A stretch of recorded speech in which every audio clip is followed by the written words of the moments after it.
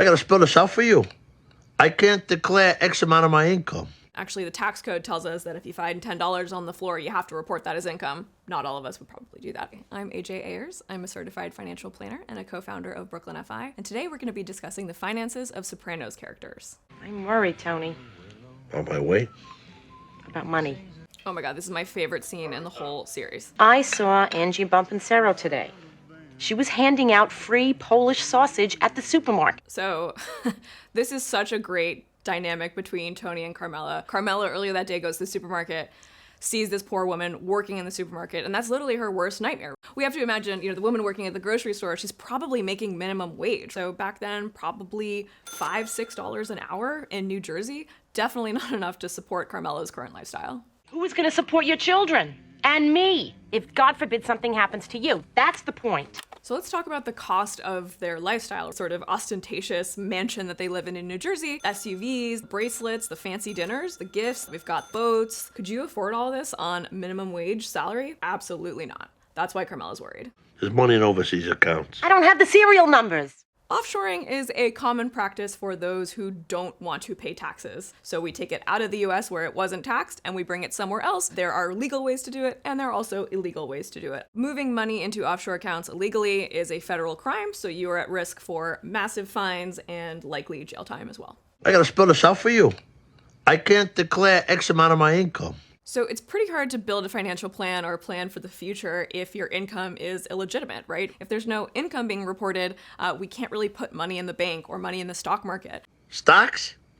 You gotta be high up in the corporate structure to make that work for you. We don't have those Enron type connections. So this is so ironic because this is season 4. So Enron was seen as a pillar of the financial community, and actually his intuition was kind of right here because Enron completely collapsed. For you. What's this?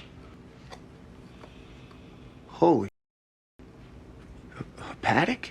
This is a Patek Philippe watch. A Patek Philippe watch, he mentions $15,000 in this scene. So remember, Tony has to live his financial life outside of the banking system. So if Tony needs to pay someone a salary, he can't just write them a paycheck, right? So gifts like this, like the watch, are really payment for services. And gifts are things that we have to actually report to the IRS. So if you give someone a gift of more than $16,000, you actually have to file a gift tax return. So if I were Tony's financial advisor, terrible client, he should probably have at least a couple $100,000 in 401ks and IRAs. Typically a great rule of thumb is 3 to 6 months of your living expenses. But as a business owner, he's got to pay out all these people. So he should probably have 6 figures in cash waiting around at all times. It's highly likely that Tony doesn't have that.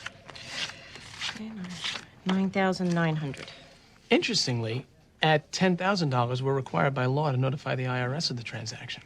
Oh, really? This guy knows exactly what's going on. Basically what's happening here is Carmela finds the cash in the backyard and she's going, I want to put this cash into the traditional banking system. And there's a rule that banks have to report deposits of $10,000. So she's just sliding under the radar by putting $9,990 into these bank accounts. And she does it at a few different banks.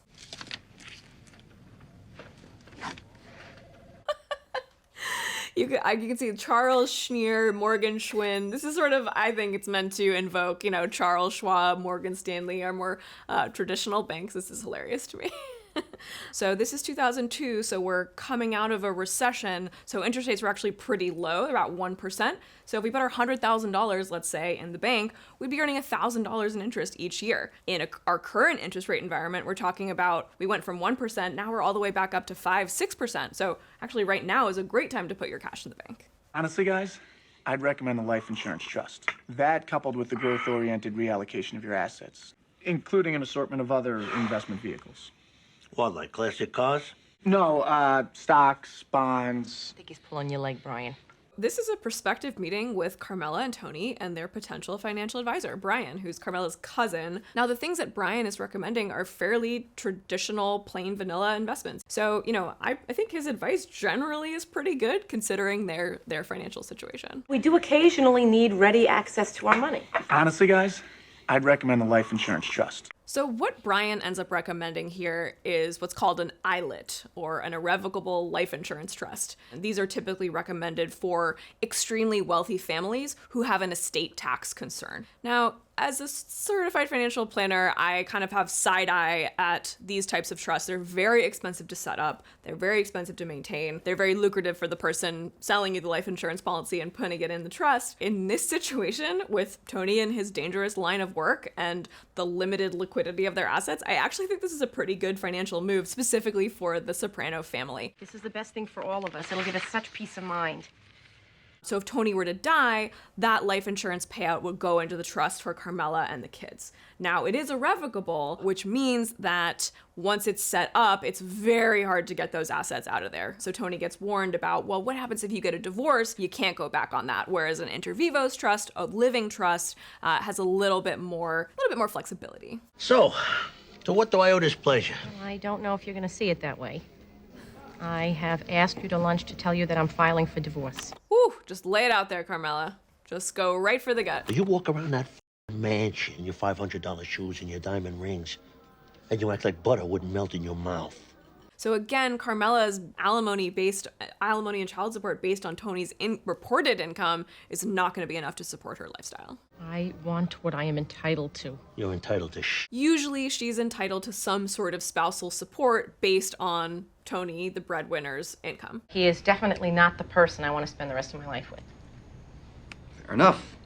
As for the assets, So look, divorce is expensive. When we get to these spicy contested divorces where there's millions of dollars on the line, we can talk about tens of thousands or even hundreds of thousands of dollars in lawyer fees to get this divorce finalized. These things can drag out for years and years and can be very expensive. Carmela is such a smart, shrewd woman. I think Carmela should be a financial planner. Ma, you can't come live with us. I'm sorry, but Tom won't allow it. Janice was right.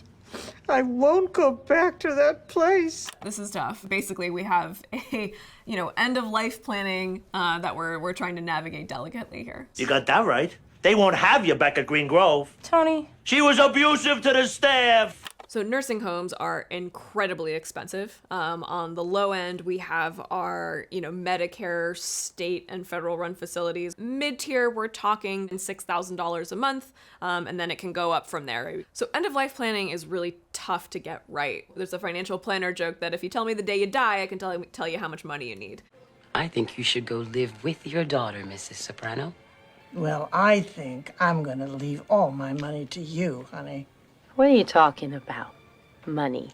Livia's probably not going to have access to a Social Security check that can support her because her husband and herself probably weren't reporting all their income. When we do this kind of planning for later in life when we don't have income or end of life planning, we count Social Security as some of the income. We can't rely 100% on Social Security, but we can rely on it partially. But if you haven't shown earned income your entire life, the access to Social Security is going to be significantly less than someone that's actually been reporting their income. The more income you report to Social Security, up to a certain cap, the more your check is going to be when you rely on it. See, Tony should have consulted me first.